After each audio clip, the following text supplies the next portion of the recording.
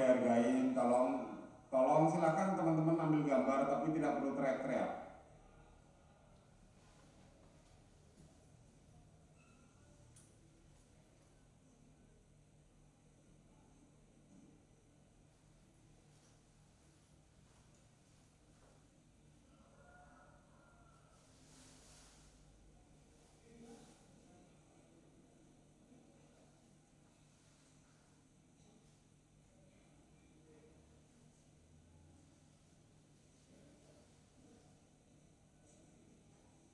Baik, sudah selesai ya.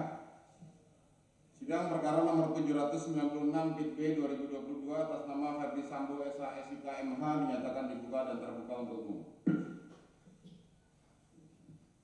Saudara terdakwa sehat hari ini?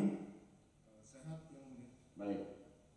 Baik, sesuai dengan agenda penundaan sidang kemarin, hari ini adalah agendanya tanggapan dari jaksa penuntut umum atas keberatan dari penasihat hukum terdakwa. Silakan. Siap yang mulia. Izin akan dibacakan oleh rekan-rekan.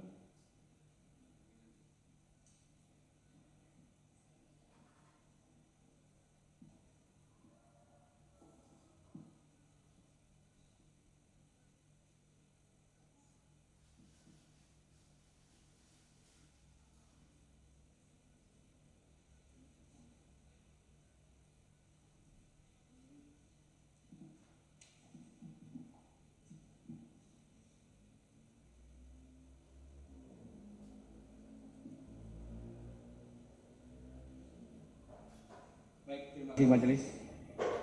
Kami akan membacakan tanggapan penuntut umum.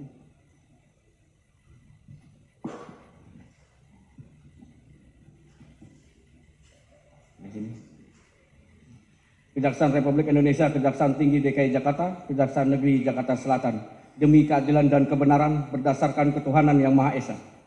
Tanggapan penuntut umum terhadap nota keberatan tim penasihat hukum dalam perkara atas nama terdakwa Ferdi Sambo SH SIK MH, nomor register perkara PDM 242 JKTSL 10 2022 tanggal 5 Oktober 2022. Majelis Hakim yang mulia, penasihat hukum yang terhormat dan pengunjung sidang yang kami hormati. Pertama-tama kami panjatkan puji syukur kehadirat Tuhan Yang Maha Esa atas karunia taufik hidayah dan rahmatnya kepada kita semua yang hadir di ruang persidangan ini, di mana hari ini Majelis Hakim memberikan kesempatan kepada kami selaku penuntut umum untuk menanggapi eksepsi atau nota keberatan dari penasihat hukum terdakwa Ferdi Sambo SH SIK MH.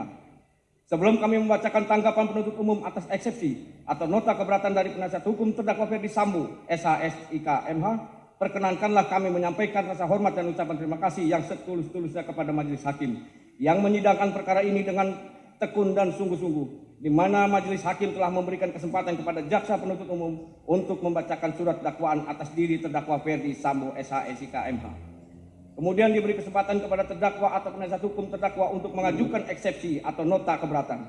Selanjutnya atas eksepsi atau nota keberatan tersebut, penuntut umum diberikan kesempatan untuk mengajukan tanggapan atas eksepsi atau nota keberatan penasihat hukum. Demikian juga kami sampaikan ucapan terima kasih kepada saudara penasihat hukum yang telah menunjukkan semangat kesungguhan, ketekunan, dan kegigihannya dalam usaha turut serta menegakkan hukum, mencari kebenaran dan keadilan di dalam mendampingi kliennya terdakwa Ferdi Sambo SH SIK MH. Suatu kenyataan bahwa di dalam persidangan ini terjadi perbedaan persepsi dan argumentasi antara penuntut umum dengan penasihat hukum atau terdakwa. Hal tersebut kami nilai masih dalam batas-batas kewajaran sebagai manifestasi tanggung jawab masing-masing dalam menggali dan menemukan mutiara-mutiara kebenaran dan keadilan yang didambakan oleh seluruh rakyat Indonesia yang ditegakkan pada peradilan ini. Meskipun terlihat adanya perbedaan pendapat, maka hal itu merupakan kewajaran sebagai insan hukum yang menjunjung tinggi keadilan berdasarkan hati nurani.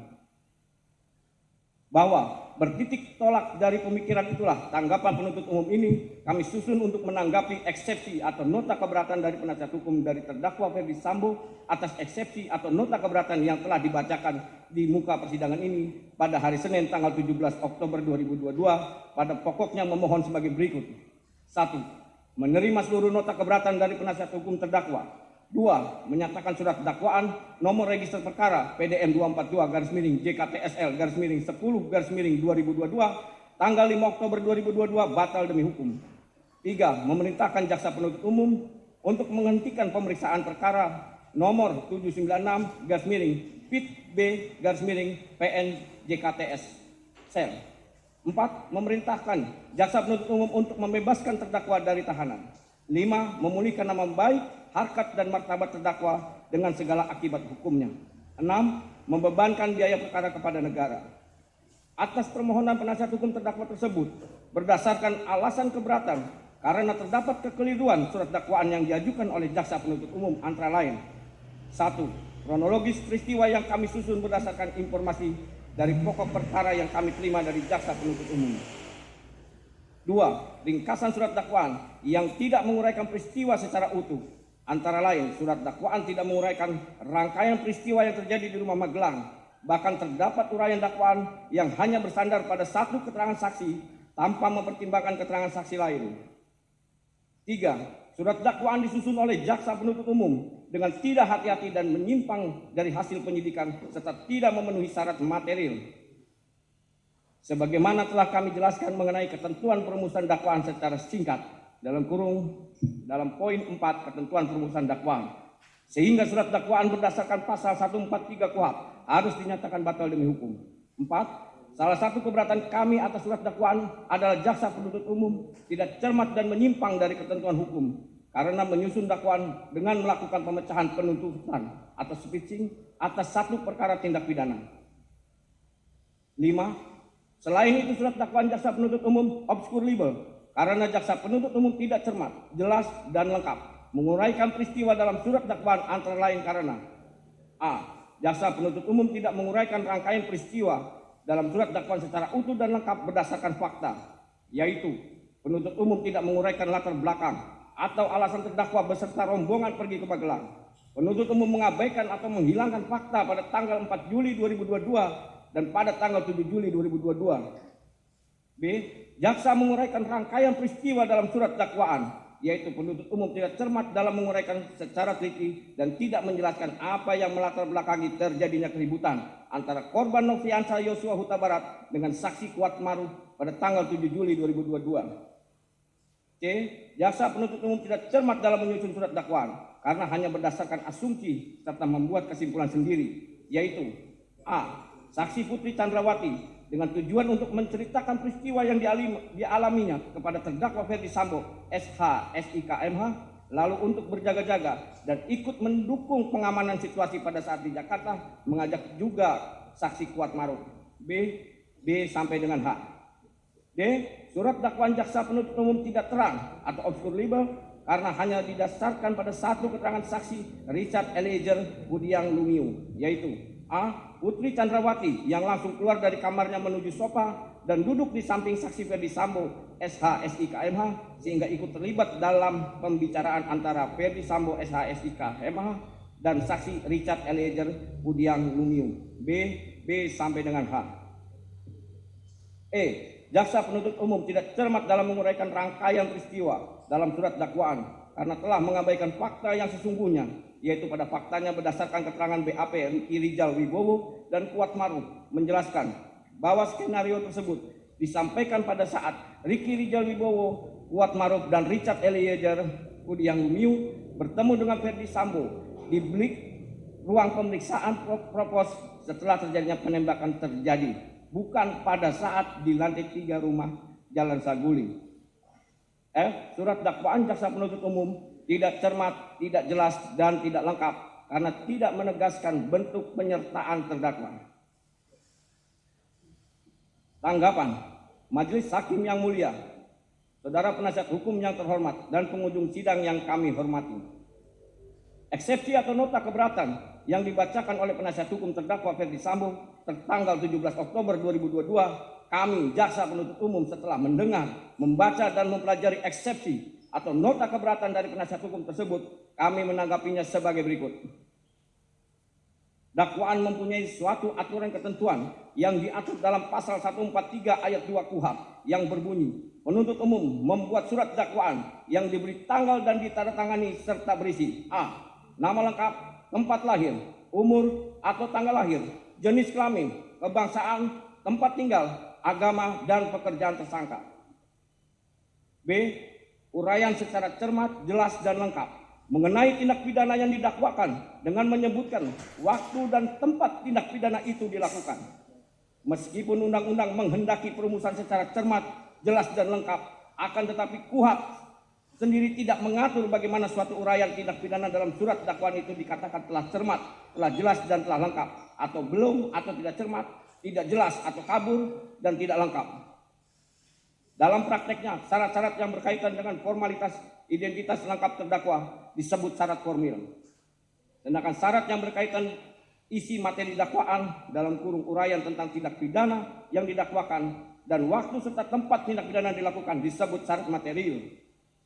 Bahwa untuk memahami secara mendalam tindak pidana yang didakwakan itu memenuhi syarat material sebagaimana ditentukan pasal 143 ayat 2 KUHP adalah A. Rumusan tindak pidana, uraian unsur-unsurnya pada uraian fakta-fakta perbuatan terdakwa. B. Uraian tindak pidana secara sistematis, kronologis. Siapakah yang dihadapkan sebagai terdakwa dalam perkara itu? Tindak pidana apa yang telah dilakukan terdakwa? Selanjutnya akan dilanjutkan oleh kawan saya.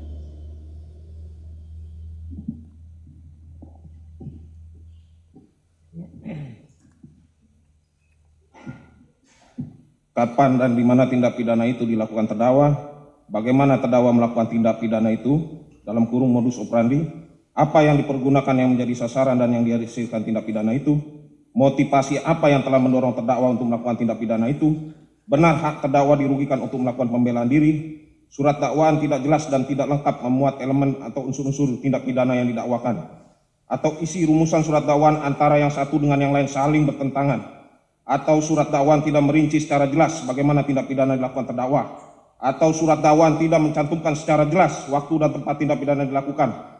Berdasarkan uraian di atas, maka dapat disimpulkan bahwa tujuan utama surat dakwaan itu adalah untuk menetapkan secara konkret atau nyata tentang orang tertentu yang telah melakukan perbuatan tertentu pada waktu dan tempat yang tertentu pula. Sehingga kalau sudah terpenuhi tujuan utama surat dakwaan, maka dakwaan tersebut tidak dapat dikatakan batal demi hukum. Bahwa sebelum menanggapi eksepsi atau nota keberatan penasihat hukum, terdakwa terlebih dahulu penuntut umum menguraikan hal-hal sebagai berikut. Menurut pasal 156 ayat 1 KUHP, jenis keberatan ada 3 macam, diantaranya adalah sebagai berikut. 1. Pengadilan tidak berwenang mengadili perkara keberatan tentang wewenang pengadilan tersebut adalah berkenaan dengan kompetensi dari pengadilan tersebut, yakni kompetensi absolut dan kompetensi relatif. 2. Surat dakwaan tidak dapat diterima pada umumnya didasarkan atas kewenangan menuntut dari penuntut umum apabila wewenang penuntut dalam menuntut suatu tindak pidana sudah hapus. Sebagaimana pasal 75 KUHP, orang yang mengadukan pengaduan berhak menarik kembali dalam waktu 3 bulan setelah pengaduan diajukan. Menurut pasal tersebut, apabila suatu tindak pidana aduan di mana pengadu telah menarik kembali aduannya, namun tindak pidana tersebut dilimpahkan ke pengadilan oleh penuntut umum untuk disidangkan. Dalam hal tersebut, terdakwa atau penasihat hukumnya dapat mengajukan keberatan bahwa surat dakwaan tidak dapat diterima dengan alasan bahwa aduan telah ditarik kembali dan menurut pasal 75 KUHP, kewenangan penuntut umum telah hapus. Pasal 76 KUHP yang biasa disebut nebis in idem. Pasal 78 KUHP yang biasa disebut daluarsa. Surat dakwaan yang didakwakan oleh penuntut umum bukan perkara pidana tetapi perkara perdata. Surat dakwaan harus dibatalkan sebagaimana pasal 143 ayat 2 dan 3 KUHP.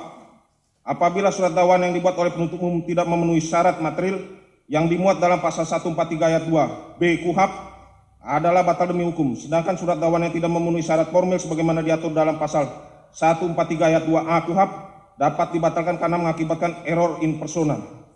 Batas ruang lingkup materi eksepsi tersebut ialah eksepsi hanya dapat diajukan terhadap dakwaan atau kewenangan pengadilan dalam kurung kompetensi mengadili. Jadi dengan demikian eksepsi hanya boleh diajukan terhadap hal-hal yang bersifat prosesual, eksepsi dan tidak diperkenakan menyentuh materi pokok perkara yang akan diperiksa di sidang pengadilan yang bersangkutan.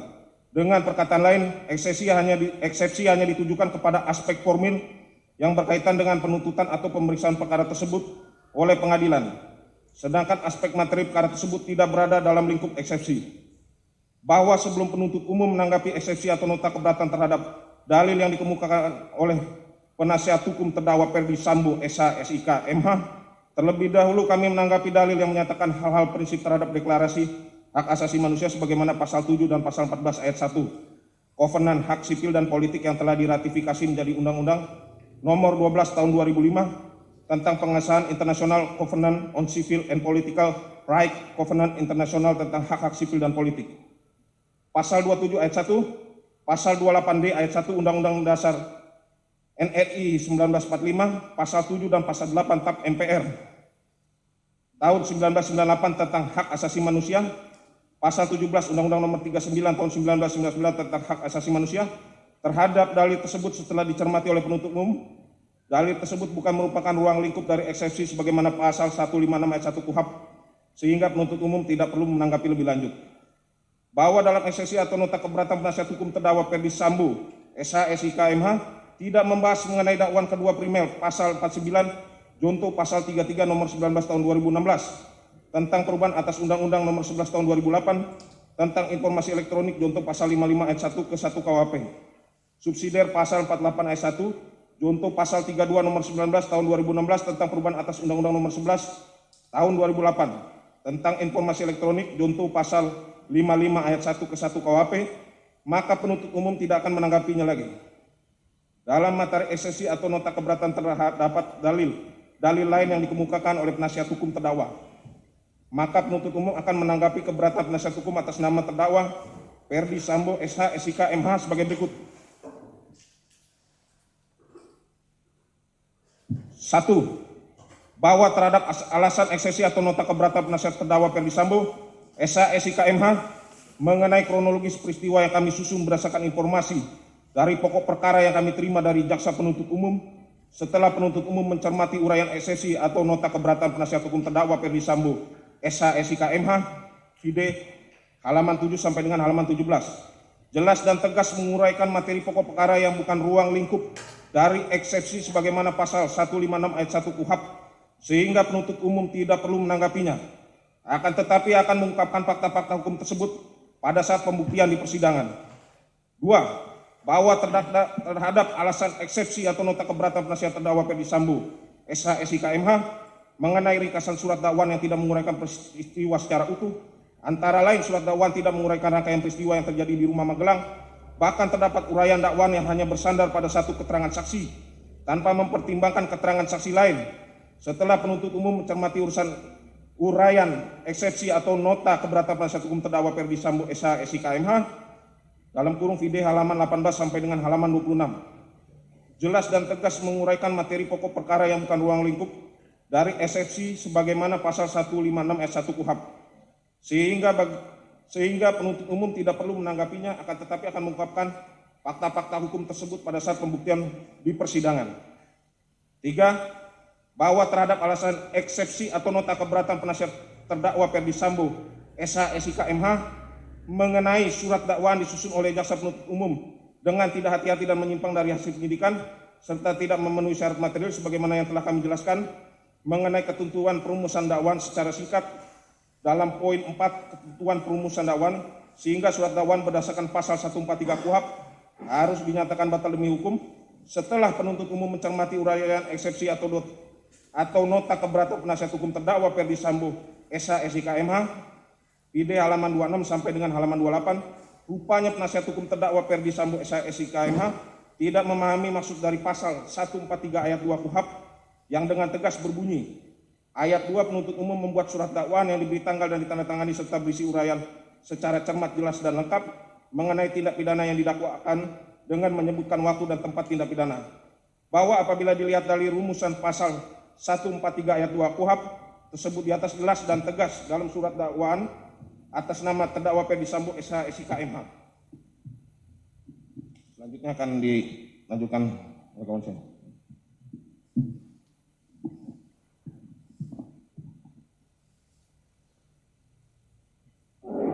Izin melanjutkan yang mulia. Nomor register perkara PDM 242-JKTSL-10-2022 tanggal 5 Oktober 2022 telah tersusun secara sistematis, jelas dan tegas di akhir surat dakwaan tertanggal 5 Oktober 2022 dan ditandatangani oleh penuntut umum atas nama Rudi Irmawan, Sarjana Hukum, Magister Hukum. Kemudian di awal surat dakwaan menyebutkan waktu kejadian, yaitu pada hari Jumat tanggal 8 Juli tahun 2022, pukul 14.46 WIB sampai dengan pukul 18.00 WIB, atau setidak-tidaknya pada waktu lain dalam bulan Juli tahun 2022, atau setidak-tidaknya pada tahun 2022. Dan tempat tindak pidana yaitu bertempat di Jalan Saguling 3 nomor 29, Kelurahan Duren 3, Kecamatan Pancoran 1, Kota Administrasi Jakarta Selatan, Provinsi DKI Jakarta, dan bertempat di Rumah Dinas Komplek Polri Duren 3 nomor 46 RT 05 RW 01, Kelurahan Duren 3, Kecamatan Pancoran 1, Kota Administrasi Jakarta Selatan, Provinsi DKI Jakarta. Dengan uraian peristiwa yang tersusun secara terstruktur dari awal persiapan hingga selesainya peristiwa terjadi sebagaimana yang dikemukakan oleh Harun M. Hussein dalam bukunya yang berjudul Surat Dakwaan, Teknik Penyusunan, Fungsi dan Permasalahannya, menjelaskan mengenai yang dimaksud dengan jelas sebagaimana dimaksud pada pasal 143 ayat 3 KUHP, yaitu penuntut umum harus mampu merumuskan unsur-unsur delik yang didakwakan, sekaligus mempadukan dengan uraian perbuatan material atau fakta yang dilakukan oleh terdakwa dalam surat dakwaan. Kemudian lebih lanjut ditegaskan dalam buku himpunan tata naskah dan petunjuk teknis penyelesaian perkara pidana umum Kejaksaan Agung Republik Indonesia pada halaman 68 mengemukakan yang dimaksud dengan uraian secara cermat, jelas, dan lengkap, yakni uraian secara cermat berarti menuntut ketelitian jaksa penuntut umum dalam mempersiapkan surat dakwaan yang akan diterapkan bagi terdakwa, dengan menempatkan kata cermat paling depan dari rumusan pasal 143 ayat 2 huruf B KUHP. Pembuat undang-undang menghendaki agar jaksa penuntut umum dalam membuat surat dakwaan selalu bersikap korek dan teliti. Uraian secara jelas berarti uraian kejadian atau fakta kejadian yang jelas dalam surat dakwaan, sehingga terdakwa dengan mudah memahami apa yang didakwakan terhadap dirinya dan dapat mempersiapkan pembelaan dengan sebaik-baiknya. Uraian secara lengkap berarti surat dakwaan itu memuat semua unsur atau elemen tindak pidana yang didakwakan. Unsur-unsur tersebut terlukis di dalam uraian fakta kejadian yang dituangkan dalam surat dakwaan. 4. Bahwa terhadap alasan eksepsi atau nota keberatan penasihat hukum terdakwa Ferdi Sambo mengenai salah satu keberatan kami atas surat dakwaan adalah jaksa penuntut umum tidak cermat dan menyimpang dari ketentuan hukum karena menyusun dakwaan dengan melakukan pemecahan penuntutan atau splitsing atas satu perkara tindak pidana. Setelah penuntut umum mencermati uraian eksepsi atau nota keberatan penasihat hukum terdakwa Ferdi Sambo di halaman 28 sampai dengan halaman 33, keberatan penasihat hukum terdakwa keliru dalam memahami splitsing atau pemisahan berkas perkara sebagaimana pasal 142 KUHP yang berbunyi, dalam hal penuntut umum menerima satu berkas perkara yang memuat beberapa tindak pidana yang dilakukan oleh beberapa orang tersangka yang tidak termasuk dalam ketentuan pasal 141 KUHP, penuntut umum dapat melakukan penuntutan terhadap masing-masing terdakwa secara terpisah. Bahwa berdasarkan ketentuan pasal 142 KUHP tersebut, perkara atas nama terdakwa Ferdi Sambo tidak termasuk perkara yang harus digabungkan, karena dari beberapa terdakwa dalam peristiwa pidana tersebut mempunyai peranan yang berdiri sendiri. Hal tersebut sejalan dengan pandangan Yahya Rahab dalam bukunya Pembahasan dan Permasalahan dan Penerapan KUHP, Penyidikan dan Penuntutan, halaman 442. Pemecahan berkas perkara ini dulu disebut splitsing, memecah satu berkas perkara menjadi dua atau lebih, a split trial. Lebih lanjut dijelaskan oleh Yahya Rahab bahwa pada dasarnya pemecahan berkas perkara terjadi disebabkan faktor pelaku tindak pidana terdiri dari beberapa orang. Apabila terdakwa terdiri dari beberapa kebijaksanaan untuk memecahkan berkas perkara menjadi beberapa berkas sesuai jumlah terdakwa, sehingga a.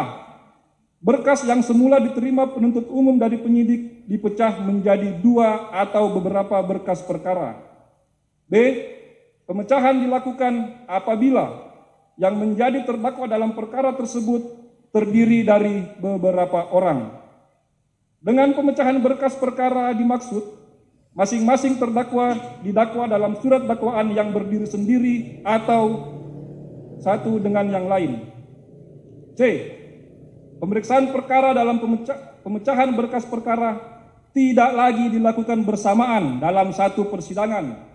Masing-masing terdakwa diperiksa dalam persidangan yang berbeda. D. Pada umumnya, pemecahan berkas perkara menjadi penting apabila dalam perkara tersebut kurang bukti dan kesaksian. Yahya Harahap mengemukakan pemecahan berkas perkara menjadi berkas yang berdiri sendiri dimaksudkan untuk menempatkan para terdakwa masing-masing menjadi saksi timbal balik di antara sesama mereka. Sedangkan apabila mereka bergabung dalam satu berkas dan pemeriksaan persidangan, antara yang satu dengan yang lainnya tidak dapat dijadikan saling menjadi saksi timbal balik. Bahwa lebih lanjut dengan pertimbangan dalam kasus sebagai terdakwa, keterangannya hanya berlaku untuk dirinya sendiri, sesuai ketentuan pasal 189 ayat 3 KUHP.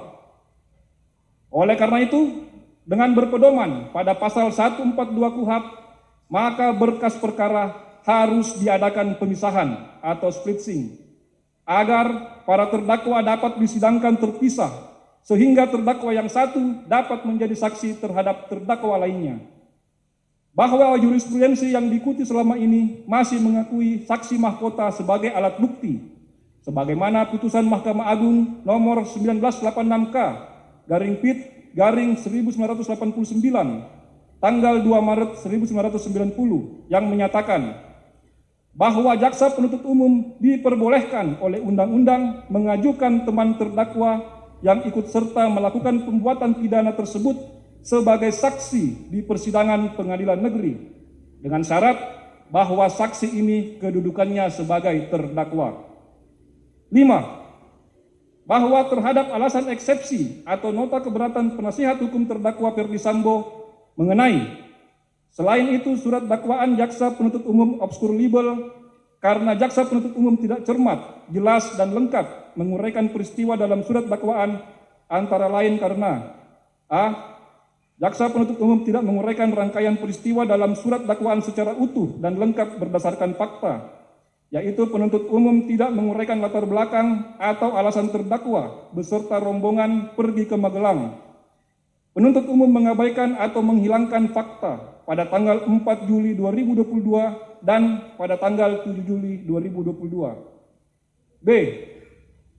Jaksa menguraikan rangkaian peristiwa dalam surat dakwaan, yaitu penuntut umum tidak cermat dalam menguraikan secara teliti dan tidak menjelaskan apa yang melatar belakangi terjadinya keributan antara korban Nopriansa Yosua Huta Barat dan saksi Kuat Ma'ruf pada tanggal 7 Juli 2022. C. Jaksa penuntut umum tidak cermat dalam menyusun surat dakwaan karena hanya berdasarkan asumsi serta membuat kesimpulan sendiri, yaitu a. Saksi Putri Chandrawati dengan tujuan untuk menceritakan peristiwa yang dialaminya kepada terdakwa Ferdi Sambo, lalu untuk berjaga-jaga dan ikut mendukung pengamanan situasi pada saat itu di Jakarta, mengajak saksi Kuat Ma'ruf. B sampai dengan H. B. Surat dakwaan jaksa penuntut umum tidak terang atau obskur libel karena hanya didasarkan pada satu keterangan saksi Richard Eliezer Pudiang Lumiu, yaitu a. Putri Chandrawati yang langsung keluar dari kamarnya menuju sofa dan duduk di samping saksi Ferdi Sambo SH, sehingga ikut terlibat dalam pembicaraan antara Ferdi Sambo dan saksi Richard Eliezer Pudiang Lumiu. B. Huruf B sampai dengan huruf H. Setelah penuntut umum mencermati uraian eksepsi atau nota keberatan penasihat hukum terdakwa Ferdi Sambo, PD halaman 33 sampai dengan halaman 46, bahwa dalil keberatan penasihat hukum terdakwa yang dikemukakan pada poin 5 ini merupakan manifestasi dari keseriusan penasihat hukum terdakwa dalam mencermati materi pokok perkara, sehingga menyatakan obskur libel. Padahal, dalam surat dakwaan penuntut umum tertanggal 5 Oktober 2022 sudah diuraikan secara jelas, sistematis, dan terstruktur dengan uraian peristiwa secara cermat, jelas, dan lengkap mengenai tindak pidana yang didakwakan kepada terdakwa Ferdi Sambo. Surat dakwaan tersebut telah nyata diakui secara tegas oleh penasihat hukum terdakwa sebagaimana yang telah diuraikan dalam eksepsi atau nota keberatan pada halaman 7 sampai dengan halaman 9 yang telah membagi menjadi 3 fase peristiwa. Antara lain, fase rumah saguling diuraikan sebagai berikut. A. Peristiwa tanggal 8 Juli 2022. B.